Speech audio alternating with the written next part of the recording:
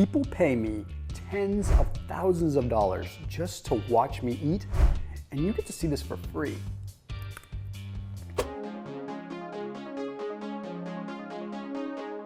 Okay, people don't really do that, but that would be cool.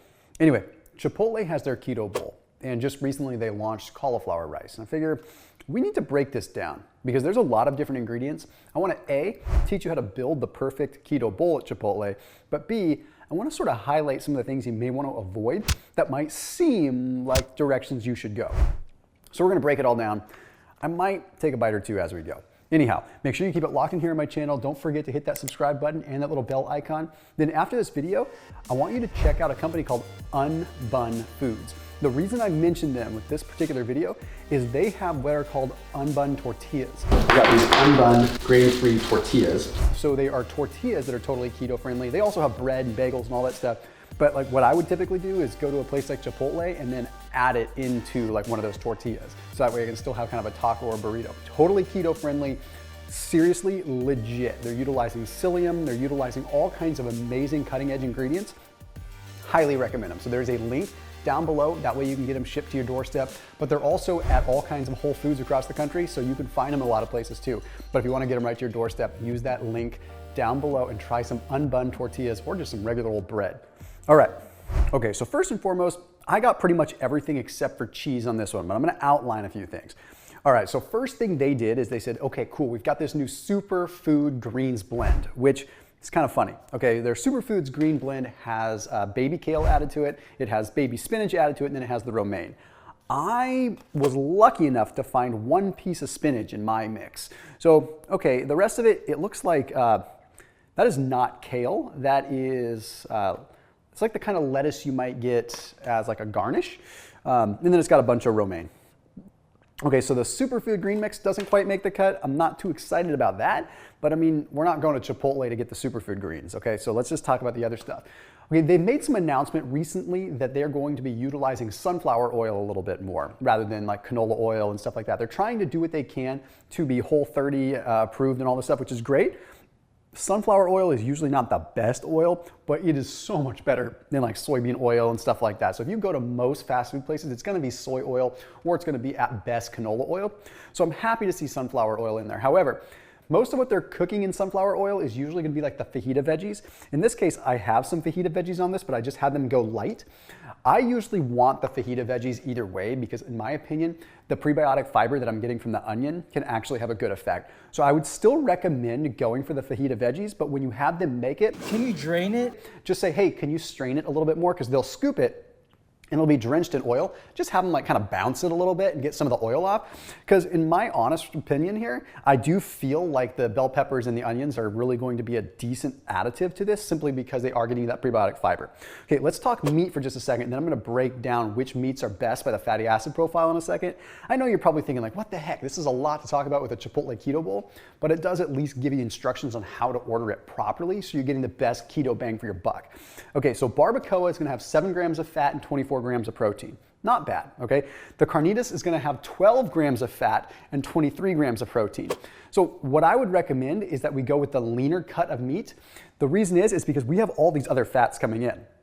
Sour cream, potentially cheese, guacamole. You don't need the added calories from the greasier meat. So you wanna control your fats a little bit more. So the chicken, 7 grams of fat in a given serving and 32 grams of protein. So you get your most bang for the buck protein-wise by having them go with the chicken. And the steak is gonna be 6 grams of fat and 21 grams of protein. Okay, so relatively lower fat with the steak, which is great, but also lower protein. So that's why I tend to lean towards the chicken, especially since they have made a pretty public statement to go antibiotic and hormone-free with the chicken, but I'll explain that in just a second. Okay, guacamole, if you look on their nutrition facts, you're gonna find that their guacamole shows to be relatively high carbohydrate. Don't be afraid of that. It's predominantly fiber. Load up on the guacamole. In fact, how I would normally order it is I would go a small amount of fajita veggies, have them bounce some of the oil off, go guacamole instead of cheese, and sour cream instead of cheese. Okay, that way at least we're getting some of the benefit of the prebiotic fibers with the veggies and we're getting the probiotic effect with the sour cream. I usually will abstain from the cheese because there's no real standards that Chipotle is following with the cheese other than using like cleaner cheese, I guess they call it. The other thing with the queso, they say their queso is made with 13, quote, real ingredients. 13's a lot of ingredients, even if they are real. So I'm gonna just stay away from the queso there. So here's what's kind of cool on the meat side of things. Okay, so the chicken and beef is antibiotic and hormone free. Their chicken is kind of interesting because they brag that their chicken is vegetarian fed. Can I really ask why that matters though? I mean, look, tell me, I'm gonna tell you right now, like I'm gonna eat this chicken. It's good chicken, all right? But do I care if it's vegetarian fed? It doesn't affect anything. Chickens are omnivores. They're supposed to be eating anything and everything. So giving them chicken just a vegetarian only feed actually just ends up giving it a cruddier fatty acid profile. So again, slim pickings here with what we're looking at, but I wouldn't go bragging about it being vegetarian fed. So whenever you see chicken, like at the grocery store, eggs that are vegetarian, it just, why? Like if you're vegan and you're happy that it's vegetarian fed, you're not eating it anyway. If you're a vegetarian, you're not gonna get excited that's vegetarian fed because you're not gonna eat it anyway, so who freaking cares? Like anyhow, that's just kind of my own rant on that. When it comes down to the pork, just so you know, as of February 2020, they are officially only using humanely raised antibiotic and hormone-free pork. That's pretty hard to come by. Now, here's what's kind of frustrating. Have you ever noticed that sometimes when you have Chipotle, there's inconsistencies? Like one time the chicken will taste one way, another time the chicken will taste a different way. Like they're going completely like different sources. Well, they're on sort of an honor system with the term natural. So here's what happens.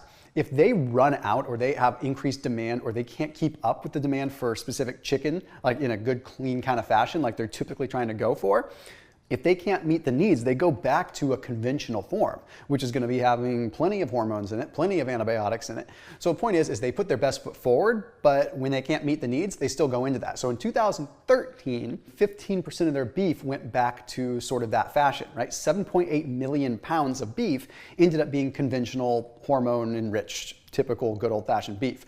Okay, chicken, 88 million pounds. All right, so chicken, there was a lot of it. So it comes down to the fact that if they run out of good quality meat, they will still go to lower quality meat. So that's why sometimes there's that inconsistency. But you can't just go to the line cook and say, hey, are you using the conventional meat today or are you using the regular good quality meat you normally use? They're gonna look at you like you're crazy. Okay, another thing that they've announced is using rice bran oil. Now, they're saying that they're gonna use some of their veggies cooking in that, they're gonna use it in some of their dressings, all this stuff to try to move away from canola and things like that, which again, I respect and appreciate. But the omega-3 fatty acid profile, ooh, it's pretty terrible. It's a 20-to-1 omega-6 to omega-3 ratio with rice bran oil. So you wanna go for as lean of stuff as you possibly can. So we get down to the base of it though, cauliflower. Now we have cauliflower rice available at Chipotle, which I'm stoked about. I mean, realistically. Like if you're trying to monitor your carb intake, it's pretty cool to see. The downfall of it is that guess what that is soaked in? Oil, rice bran oil and sunflower oil. So you have to kind of weigh out the cost. Do you really want the cauliflower rice? Is it adding much volume to your overall dish, considering how many extra calories but also omega-6 fatty acids you're bringing into the diet are? Remember, the goal with the ketogenic diet is to try to keep a better ratio of omega-3 to omega-6. Chipotle does a tremendous job of having a great fatty acid profile with their meats. They really do, honestly. But when it comes down to their veggies, they leave it a little bit short, okay? So when you order it up, get just a half a scoop of the cauliflower rice. That way you're not getting a bunch of the oil, okay? Get a small scoop of the fajita veggies and have them sort of bounce the oil out of it. That way you're not getting a bunch of the rice bran or the sunflower oil there, but you're still getting the prebiotic fibers. Okay, get the superfood green mix, but try to, I don't know, you can't tell them to put better mix of veggies in there. Anyway, go for the superfood green mix. Go for the chicken because it's a higher protein content, but it's also going to be generally a decent fatty acid profile compared to like say maybe the barbacoa, okay? And then don't go for the cheese, okay? Go for the guacamole and go for the sour cream. Okay, that way you're getting a nice little mix there. You've got just about everything that you need. So in terms of the salsa, people get hung up on the carb content of the salsa. Okay, we're talking like 3 or 4 grams of carbohydrates, 2 of which is coming from fiber. Okay, I would argue that the capsaicin effect that you get from the pepper is probably going to outweigh any like 1 gram of carbohydrate that's actually going to be net. Okay, so breaking it down one more time. Okay, perfect keto bowl in Thomas DeLauer fashion is going to be chicken, half a scoop of the cauliflower rice, the superfoods blend, okay, the fajita veggies, but drain the oil as much as you can, guacamole, sour cream, and no cheese. And I am gonna go to town. And probably the green salsa. Okay, I'm gonna go eat this and kind of pick it apart a little bit. See you tomorrow.